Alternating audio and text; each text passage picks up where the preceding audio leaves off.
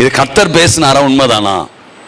கர்த்தர் பேசினா முதல்ல உன் பாவத்தை சொல்லுவார், மகனே அதை விட்டுடு, நான் உன்னை அண்டர்டேக் பண்றேன் அப்படின்னு சொல்லுவார்.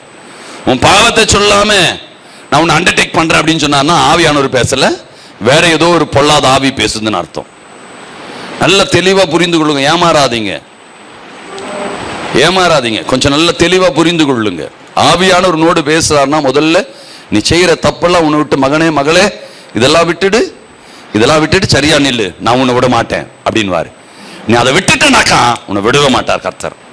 ஒரு காலம் உன்னை கைவிட மாட்டார். என்னவே உன்னை விட்டு விலக மாட்டார். யார் என்ன உன்னை கைவிட்டுட்டு போனாலும் ஆண்டவர் மாறாதவராக உன்னோடு இருப்பார். அவர் நேற்றும் இன்றும் என்றும் மாறாதவர். பரிசுத்தத்தை கடைபிடிங்க. அற்புதங்கள் செய்கிற பிசாசு அப்படின்னு சொல்லுது பைபிள் இல்லையா? நமக்கு யார் செய்கிறது, சோகம் கொடுக்கிறது, யார் ஆசீர்வாதத்தை கொடுத்து தெரியாம போகுது. முதல்ல பரிசுத்தம். ஆண்டவர் மீண்டும் மீண்டும் நான் உங்களுக்கு சொல்ல வருகிற காரியம், எது நடந்தாலும் ஆண்டவர் உங்களுக்கு கொடுக்கிறாரா? ஆண்டவர் கொடுக்கிறதா முதல்ல உங்களுக்கு உங்ககிட்ட இருக்கிற பாவத்தை, உங்களுடைய மீறுதல்களை சுட்டி காமிப்பார். நாத்தான் தீர்க்கதரிசி மூலமா சாம்பேலுக்கு சுட்டி காமிக்கிறார். தாவீதுக்கு சுட்டி காமிச்ச உடனே அவன் உடனே போயிட்டு ஒப்புரவாகி சுத்திகரிப்பான். பின்பு இந்த அபிஷேகம் செயல்பட ஆரம்பிக்குது.